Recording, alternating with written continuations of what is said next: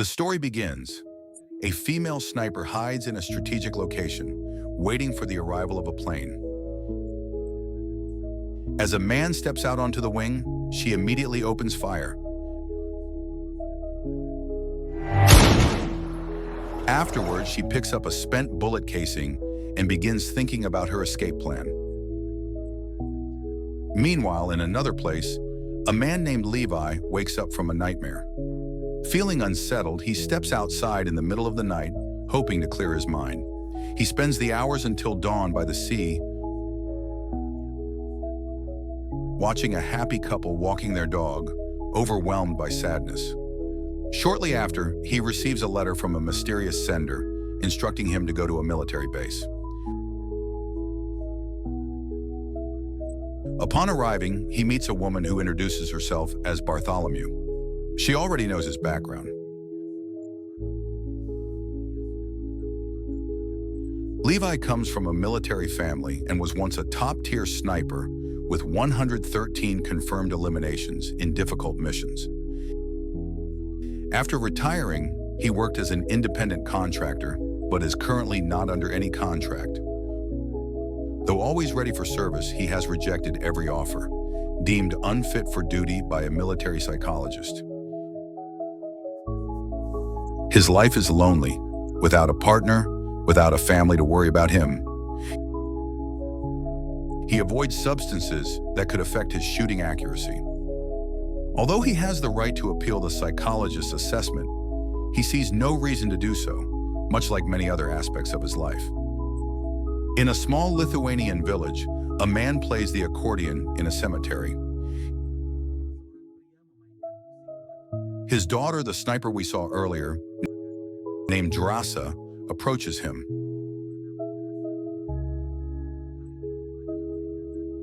It is the anniversary of their mother's passing, and they meet at her grave every year.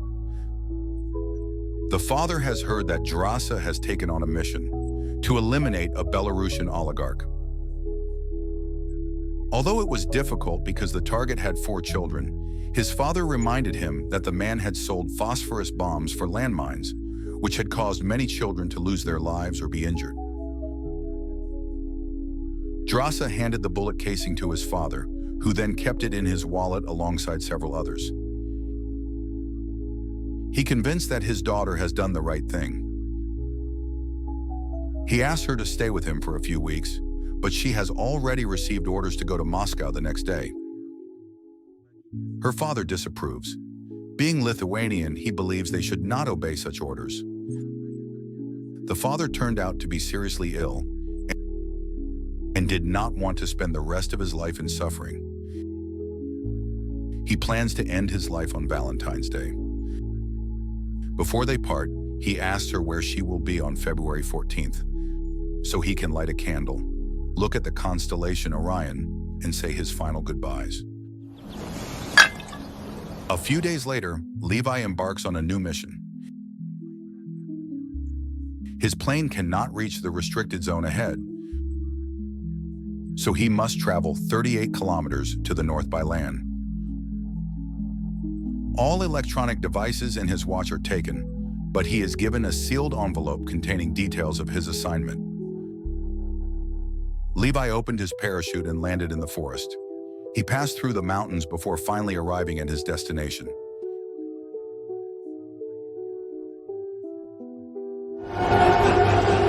He meets a soldier named Justin, who has been stationed there for a year. Justin is thrilled to see Levi, desperate for human interaction after a year of isolation. Levi admits that he knows nothing about his mission, not even which country he is in. Justin also could not give any certainty because he himself experienced the same confusion. Soon, Justin takes Levi to the tower that will serve as his home for the next year. The tower is self-sufficient, equipped with solar panels, generators, and a rainwater collection system. The surrounding area has ample game for hunting and even a small garden. Across the canyon stands another observation post, belonging to the Eastern Bloc. Levi cannot cross over even if he wanted to. The canyon slopes are rigged with mines and traps, ensuring that both sides remain isolated. His primary duty is straightforward: conduct daily patrols along the western border, and inspect the fortified defenses.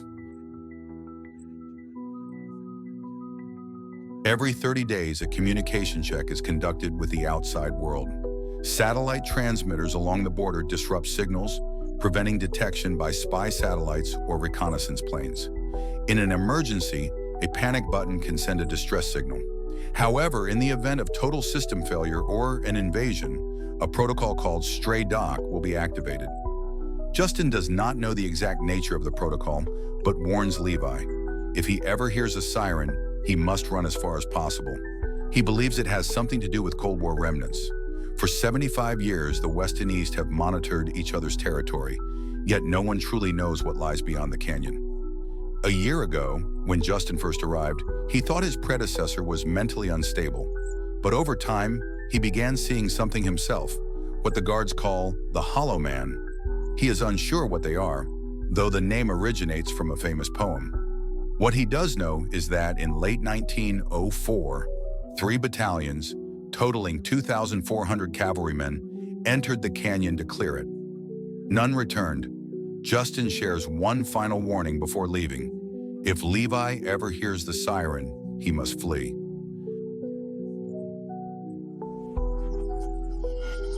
After their conversation, Justin walks to the pickup point for extraction. A plane appears in the sky and lowers a cable for him. But as he climbs aboard, the pilot suddenly shoots him and drops his body back to the ground. The pilot then reports to Bartholomew, "Personnel replacement complete."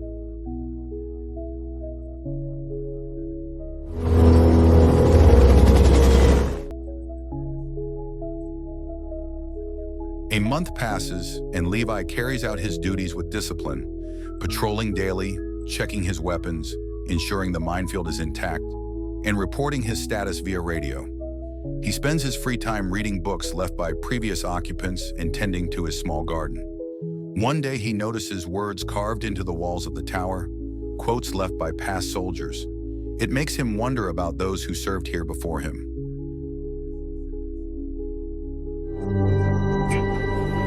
One evening, Levi hears a saw cutting wood from the other side of the canyon.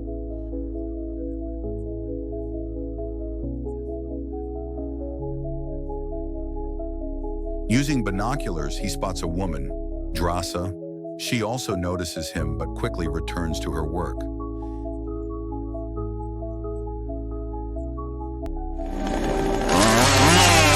That night, Levi is again haunted by nightmares. Jolted awake, he instinctively grabs his rifle, only to shatter a glass and cut his leg on the shards.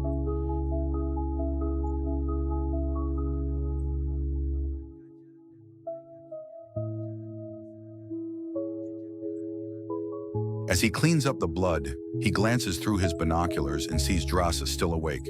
Their eyes meet, and she immediately blows out her candle, retreating into darkness.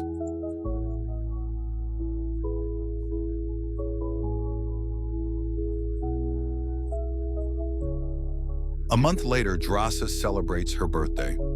She grows curious about Levi, who always appears distant and disciplined. To amuse herself, she fires a shot into the air. When Levi finally looks, she holds up a sign asking for his name. He warns her that communication is forbidden, but she ignores him, writing her own name. Since it's her birthday, she declares that she'll do whatever she wants. Levi chuckles and writes his name in response. She suggests they celebrate with a drink.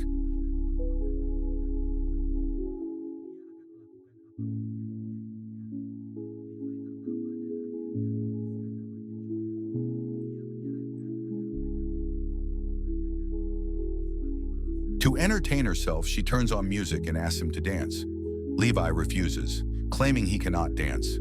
Drasa doesn't believe him. Surely there must be something he excels at. Eventually, Levi admits he is an elite sniper. Drasa challenges him to prove it. Levi places a bottle on the edge of the wall, preparing to shoot. But Drasa shatters it first.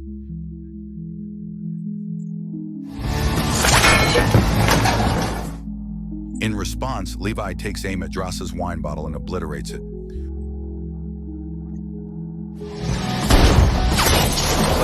places a bottle on her head as a new challenge. But suddenly, she loses her balance. Her expression shifts from amusement to concern. She gestures for Levi to look down. Peering into the darkness, Levi sees something moving.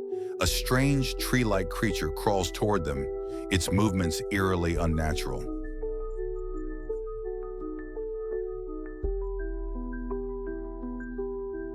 Levi fires just as one of them steps on a mine. An explosion follows.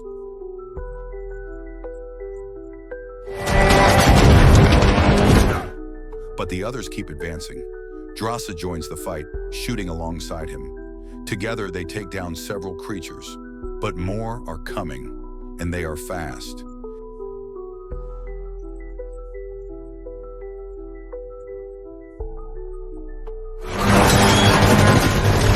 However, the threat in the canyon was far from over. After a brief silence, just as Drasa stepped back from the edge, a hand with branch-like fingers gripped the ledge. The wooden creature continued to crawl forward, inching closer to Drasa, completely unfazed by her gunfire.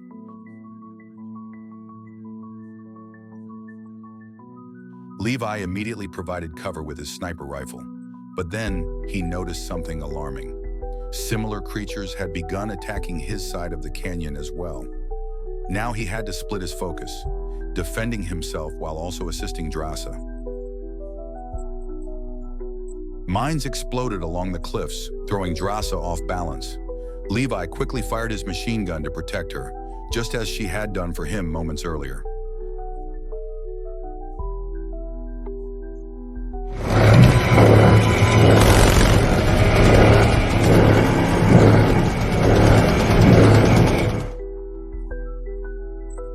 After a fierce battle, the attack finally ceased.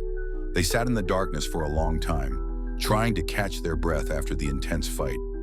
It was only then that Drasa noticed the wounds she had sustained in the heat of combat. She treated them carefully and wrote a note, saying this was the most extraordinary birthday she had ever experienced. The next morning, Levi inspected his defense perimeter, welding the gaps in the damaged fence caused by the battle. He also planted more mines to reinforce security.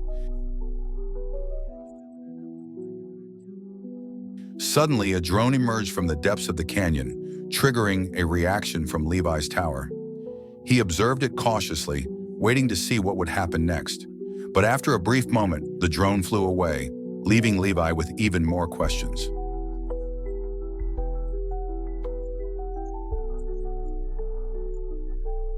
A month passed.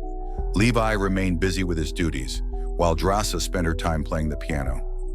One evening, Drasa noticed Christmas lights glowing on Levi's side of the canyon, accompanied by a message wishing her a Merry Christmas. In response, they built snowmen and named them after each other, as if drawing closer in their own way.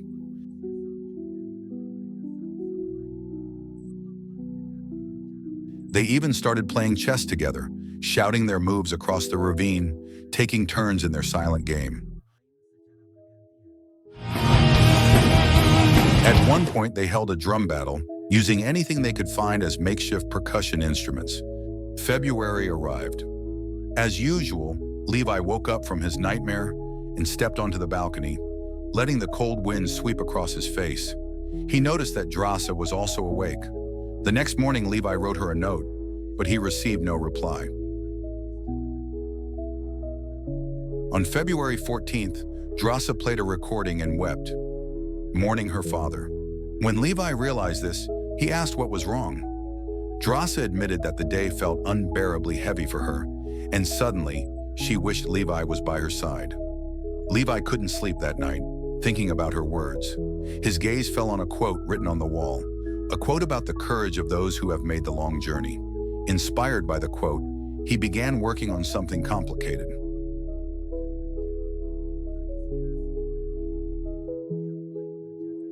The next morning, Drasa saw Levi fire a grenade tied to a rope across the canyon, creating an emergency crossing. She ran into the forest, found the still-smoking device, put out the fire and secured the rope to a tree.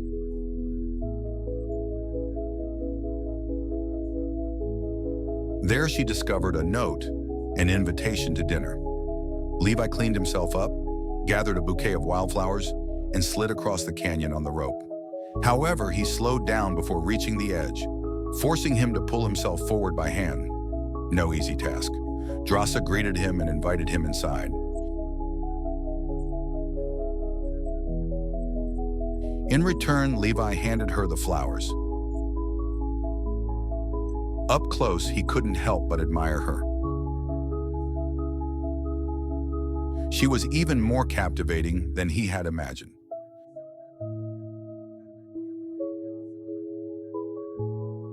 Drasa suggested that Levi take a sauna first, as he was sweating after crossing the canyon. Levi laughed and admitted he had miscalculated the rope's tension. Drasa promised to bring him some clothes left behind by previous occupants, but she playfully hung them just a little too far from the sauna, forcing him to dash out naked to retrieve them. Afterward, they enjoyed lunch together, trying to guess where they truly were.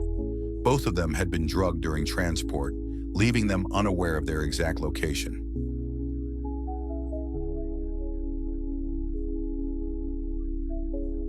Levi could only confirm one thing. They were in the northern hemisphere. He then revealed that he was a sniper. Drasa immediately recognized his name. His legendary shot in Yemen was proof of his skill. However, Levi quickly shifted the conversation back to their location. Drasa shared a piece of advice from her father: not to seek the whole truth. Levi then reminisced about his childhood in Oregon, where his father had taught him how to shoot. That night, they played music, and Drasa finally convinced Levi to dance. She realized he had lied when he claimed he didn't know how. His movements were effortlessly smooth. They grew closer, talking about many things and wanting to learn more about each other. Levi admitted that he had once written a poem for Drasa, but refused to read it aloud.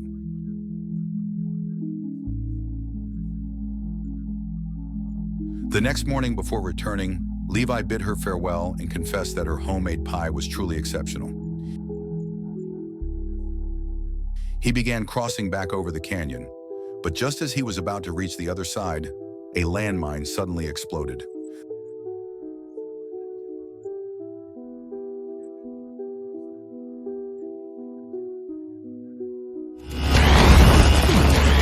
The blast severed the rope. Levi plummeted into the canyon. Without hesitation, Drasa grabbed her weapon, strapped on a parachute, and jumped after him. But a thick mist shrouded the raging river below. Drasa hit the water and was immediately drowned.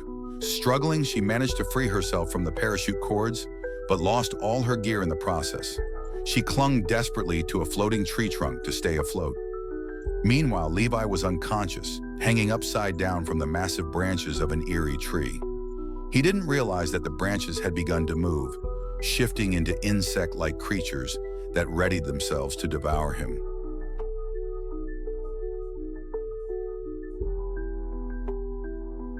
Fortunately, he regained consciousness just in time. Hearing the gunshots, Drasa rushed toward the sound. At the same time, Levi lost his grip and fell, crashing onto the roots below. But the roots began to move, as if they were alive. They coiled around him, pulling him down into the earth. A gaping hole opened beneath him, ready to swallow him whole.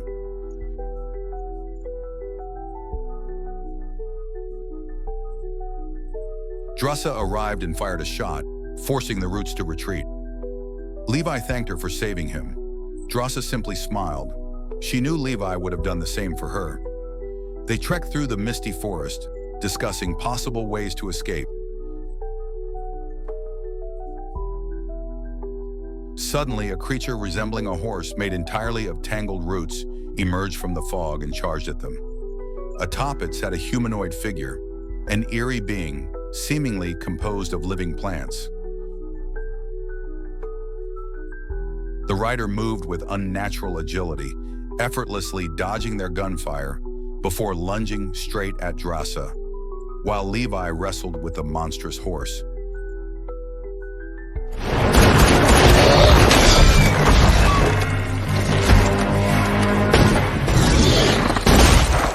After a brutal struggle, they barely managed to defeat the creature. Panting, Levi began to speculate. What if the people who fell into this canyon were being used as a food source for these plant-like entities? Drossa's blood ran cold, and then she realized they had lost their rope when they fell into the river. Now they had no way of climbing back up. She suggested they follow the river's flow, hoping it might lead to an exit.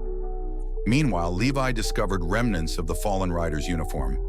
It was from the 1940s, a war-era cavalry regiment. His suspicion deepened. Had they just uncovered the traces of an entire battalion that vanished without a trace? They pressed on, moving through a forest of twisted trees and shrubs, plants that eerily resembled human forms.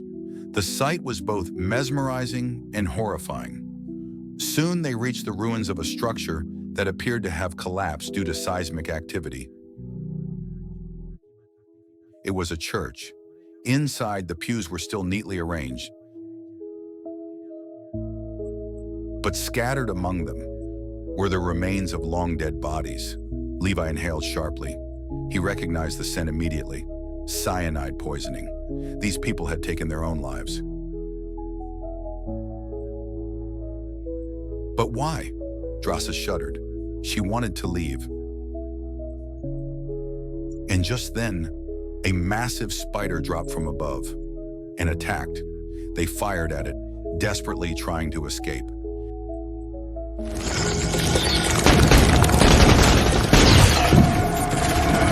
As they sprinted toward the exit, the mummified corpses seated in the pews began to move.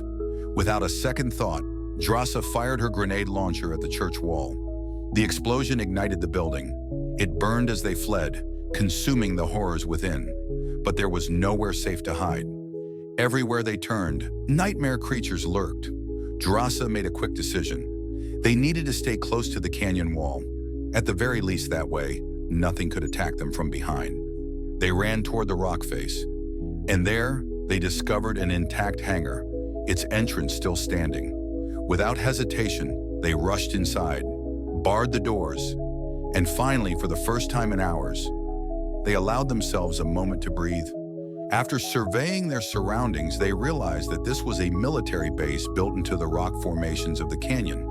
Inside, they discovered an old laboratory filled with chemicals and various compounds. While searching for anything useful, Levi found an old film reel near a generator that was still functional. After restoring power, he located a projector and played the film. In the footage, a scientist explained a secret coalition between Eastern and Western nations near the end of World War II.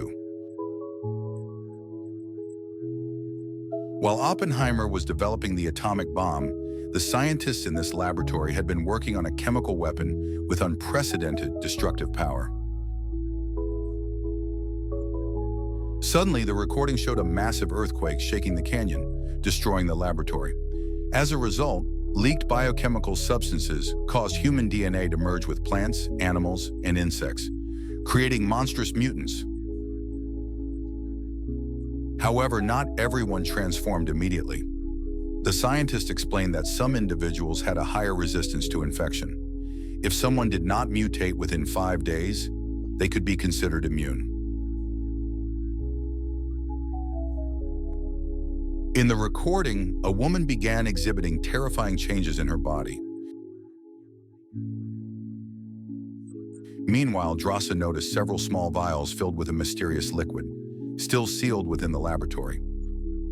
Toward the end of the film, the scientist prayed for forgiveness, believing that the only reason humanity had survived was that the canyon was located in a remote, inaccessible region.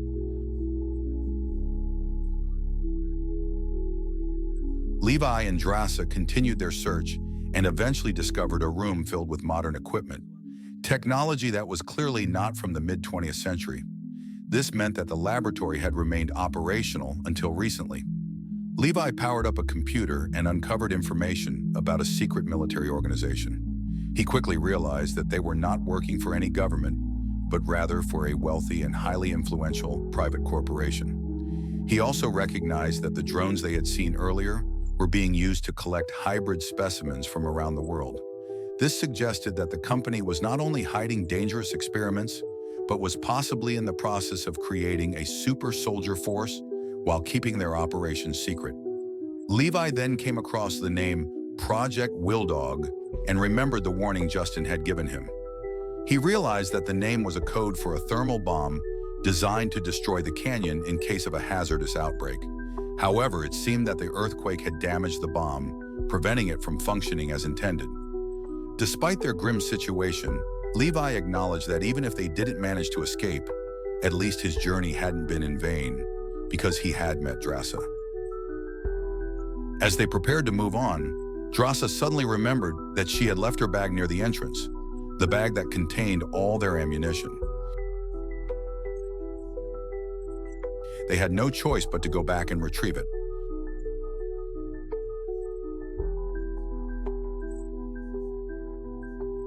To cover their approach, they threw a smoke grenade before moving out.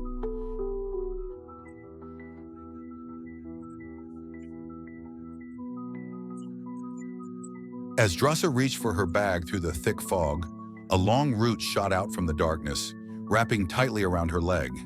In an instant, she was yanked away at an alarming speed, dragged past Levi. Emerging from the shadows were strange, ghostly figures, remnants of fallen horsemen, who seized Drasa and carried her into the darkness. Drasa desperately tried to cut the root binding her, but before she could break free, she slammed into something hard and blacked out. Levi chased after her, eventually arriving at a ruined missile silo. Meanwhile, Drasa regained consciousness and found herself suspended in a dimly lit chamber. A grotesque humanoid creature loomed over her, its eerie gaze fixed upon her, as if deciding which part of her to devour first. Struggling to break free, she fought with all her strength, but the creature was overwhelmingly powerful. In a final desperate act, she grabbed a burning piece of wood from a nearby fire and drove it into the monster. Though injured, the beast refused to fall. At that critical moment, Levi appeared, saving her from certain death. Upon closer inspection of the creature, Levi realized the horrifying truth. It was what remained of one of the former officers, the very person who had first named these creatures, the Hollow Man. They quickly left the area and stumbled upon a damaged rocket, surrounded by mutated humans who had fused with plants. Moving cautiously, Levi and Drasa attempted to sneak past the grotesque scene. But suddenly, one of the plant-like creatures lunged at Drasa, ensnaring her with its writhing tendrils. Levi fought desperately to free her, firing at the living vines that reached for them. Just as the situation seemed hopeless, Drasa managed to toss a grenade, setting the creatures ablaze and giving them the chance to escape. Not long after, they came across a still functional jeep equipped with a sturdy winch. Wasting no time, they climbed in and sped toward the canyon cliffs, hoping to escape. As Drasa fended off the Hollow Man chasing them, Levi deployed the winch, launching a cable toward the top of the cliff. The vehicle began pulling them up, but the creatures showed no sign of giving up. The ascent turned into a relentless battle. Mutants swarmed the jeep, clawing and biting, trying to drag them back down. Just as they neared the top, the vehicle teetered on the edge, almost plummeting into the abyss. At the last second, Levi nearly lost his grip but managed to clutch onto the jeep's frame. Thinking fast, he stabbed a hole in the gas tank, letting the fuel spill onto the creatures still clinging to the cable. With a flick of his lighter, he set them ablaze. The fire spread rapidly, consuming the monsters as the burning jeep tumbled into the depths below. Meanwhile, Levi and Drasa clung desperately to the rocky cliffside. Inch by inch, they climbed until they finally reached the top, bruised, exhausted, but alive. After taking a moment to catch their breath, they considered their next move. If they were infected, there was only one option: return to the canyon and face whatever fate awaited them. But first, they had to wait 5 days to see if any symptoms appeared. Levi then revealed the real reason he had been sent to this place: because he had no one. No family, no friends. No one would search for him if something happened. But now everything had changed. Drasa suggested they escape to France, but Levi was certain of one thing before that could happen: they had to destroy the canyon. Determined, he crossed back over the ravine and sent a report to his superiors, falsely stating that the situation remained under control. However, a drone belonging to the secret organization monitoring Levi had detected suspicious activity from the Eastern server. This prompted Bartholomew, one of the organization's high-ranking officials, to issue an order to eliminate Levi. Unbeknownst to him, Levi had been under surveillance through a covert video feed. Every step of his journey below had been fully documented. Bartholomew wasted no time and ordered a helicopter to be prepared for the mission. The following morning, as Levi and Drasa patrolled as usual, a helicopter suddenly appeared in the sky. They immediately took cover in the forest, but the drone had already locked onto their location. The two scrambled to escape the kill zone before a missile could be launched, but the drone opened fire, hitting Levi and injuring him. Reacting swiftly, Levi returned fire and managed to shoot down the drone. With great effort, they finally made it out of the danger zone.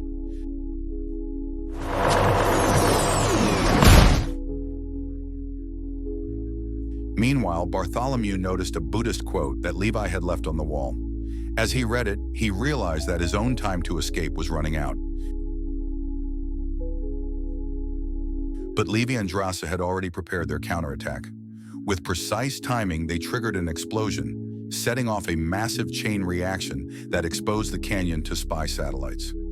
As Stray Dog Protocol was activated, the helicopter that had just taken off was caught in the blast.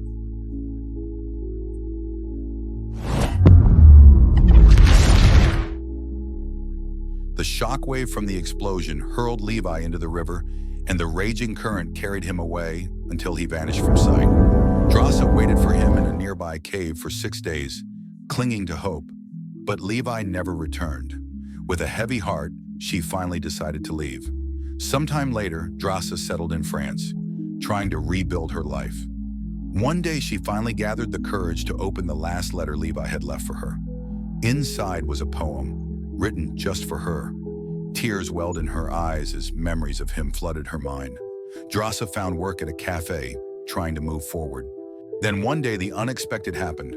As she served customers, she saw a familiar figure sitting at one of the tables. Levi.